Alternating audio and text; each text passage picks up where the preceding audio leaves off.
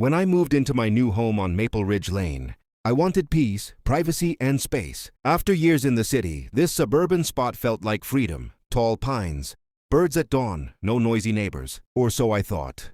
2 days after moving in, I got my first knock on the door. There she was, Karen, shoulder-length blonde hair, perfectly ironed blouse, sunglasses pushed up like a crown, and that inevitable clipboard tucked under her arm like a weapon. "Good morning," she chirped with forced sweetness. "I'm Karen, head of the Maple Ridge Homeowners Association. Just wanted to welcome you and make sure you're familiar with our neighborhood rules." I blinked. "Appreciate that, but I think my property's just outside the HOA area." Her smile froze for a second. "Oh, that's not possible. The entire street is under HOA coverage." "Actually," I said, pulling out the property deed from a moving box, "the boundary ends 2 lots before mine." She frowned, clearly not used to being corrected. "Well," she said stiffly, "just so you know, we have high standards here. No unapproved fences, sheds, or exterior modifications. We like to keep things uniform." "I'll keep that in mind," I said politely, closing the door before she could lecture me further. For a week, things stayed quiet until I noticed a sudden noise of hammering and sawdust flying from behind Karen's backyard. I peeked over the fence and saw construction workers assembling a large wooden shed, bigger than most garages. It looked way too close to my line, but I didn't say anything yet. By the 3rd day, the storage shed had windows, wiring, and what looked suspiciously like an air conditioner. My curiosity turned into concern. I grabbed my old property survey and walked the fence line carefully. If my measurements were right, the shed wasn't just close, it was over my property. Still, I wanted to give her the benefit of the doubt. That evening I caught her outside. "Hey Karen, quick question. Are you sure your shed's all on your side?" She laughed, flipping her hair. "Of course. I've lived here 15 years. I know exactly where my property ends. Don't worry, sweetheart." Sweetheart. That word told me everything I needed to know. A few days later, I hired a county surveyor to confirm. When the results came back, I nearly choked on my coffee. The shed wasn't over the line by an inch or two. It was 6 full feet on my property. I printed the official document, grabbed my phone, and walked over to her door. "Karen," I said calmly, "looks like your shed's built on my land. Here's the survey." She took one look, scowled, and scoffed. "That's wrong." I didn't argue further. "No problem," I said. "Do your own survey. But until then, you might want to hold off on adding more lights." As I walked away, I could feel her glare burning through my back. Karen, the woman who lectured everyone else about rules, had just broken the biggest one of all, and she didn't even know how bad it was going to get. A week after our conversation, I spotted a white truck parked outside Karen's house. The side read, "Precision Land Surveyors." Looks like she'd taken my advice. From my kitchen window, I watched 2 men pace along the fence line, setting up tripods, measuring distances, and muttering numbers. Karen followed behind them with that same clipboard, trying to look in control but visibly sweating. I stepped outside just to check my mail and caught her eye. She forced a smile that didn't reach her eyes. "Just double-checking some boundaries," she said, pretending it was no big deal.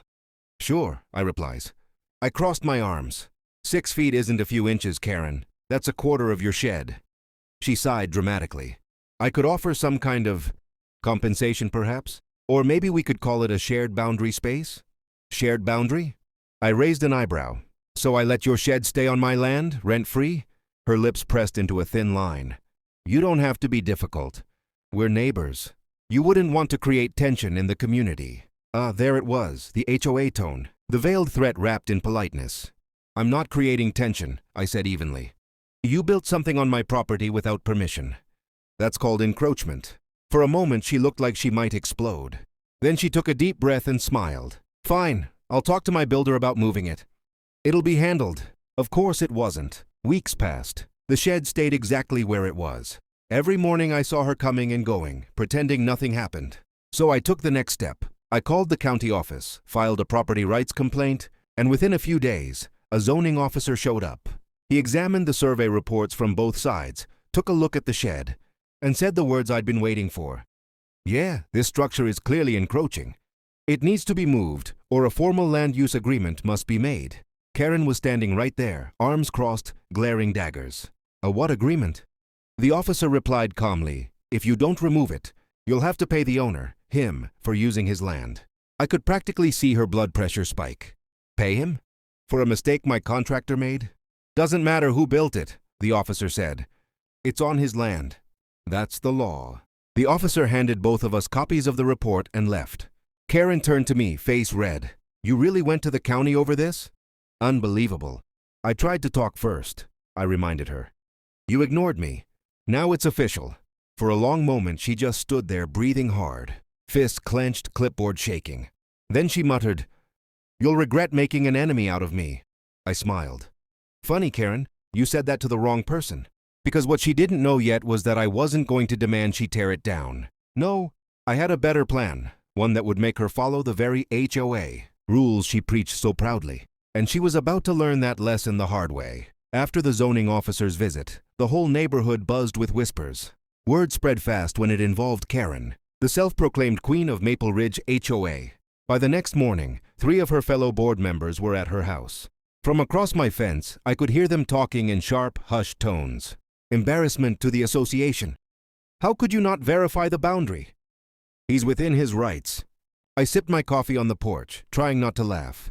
A day later, Karen stormed up my driveway again. She didn't knock this time, just stood there, fuming. You've made me a laughingstock, she snapped. Do you realize what people are saying? I can't even attend HOA meetings without being mocked. I shrugged. I didn't make the mistake, Karen. You did. She crossed her arms, her tone dripping with false calm. I'll have the shed removed. It'll take a few weeks. Happy? I looked her in the eye. Actually, I've got a better idea. That threw her off. What do you mean? Instead of tearing it down, we make it official. You pay rent for the 6 feet of property your shed occupies. That way, you keep your storage, and I get compensated for the land you're using. Her jaw dropped. You're joking. I smiled. Not at all. The county officer even mentioned it. A land use agreement. Perfectly legal. I'll draft one and send it to you. She stuttered. That's absurd. I'm not paying you rent. Then you'll have to remove the shed, I said coolly. Completely. And I'll be calling for a re-inspection if you don't. For a long second, she glared at me like she was about to explode again. Then she spun on her heel and marched off, muttering something about lawyer friends. 2 weeks passed. The shed remained. The only change was that she stopped waving at me or pretending to be polite. Her smug HOA smile was gone. That's when I decided to move forward. I drafted a land use compensation agreement with a simple clause.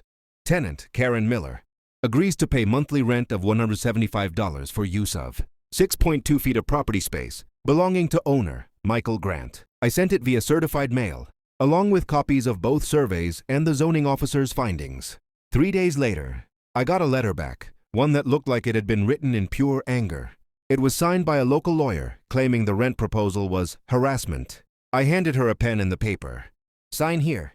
The moment her name hit that line, I almost felt bad. Almost. For the next month, she made her first rent payment through gritted teeth, and I made sure to give her a proper receipt with her signature. The neighborhood didn't know the details, but word got around that Karen's famous shed now had a landlord. From then on, every time I saw her tending her lawn, she'd look anywhere but at me. The queen of the HOA was paying rent to the neighbor she tried to control. But the story wasn't done yet, because when the HOA board found out, that's when things really exploded. For a few weeks, life was quiet. Karen kept her head down, and for once, there were no HOA notices mysteriously showing up in my mailbox. I thought maybe, just maybe, she'd learned her lesson. But this was Karen. Peace and humility weren't in her vocabulary. One afternoon, as I was trimming the hedges, I noticed 3 SUVs parked outside her house. Out came the HOA board members, dressed like they were attending a corporate meeting. Clipboard after clipboard. I knew exactly what this was about. Sure enough, the next morning, I received a formal HOA concern letter slipped under my door. Dear Mr. Grant, it has come to our attention that you are charging a member of the Maple Ridge HOA rent for a structure that partially overlaps your property. This action may violate HOA community guidelines. I couldn't help but laugh. They were trying to intimidate me for enforcing my property rights. So I drafted my reply. Dear Maple Ridge HOA, my property is not, and has never been, part of your association. The individual in question, Mrs. Karen Miller, built a shed illegally on my land and now pays rent as part of a legal private agreement, recognized by the county zoning office. Please refrain from future interference, or this matter will be escalated to county legal authorities.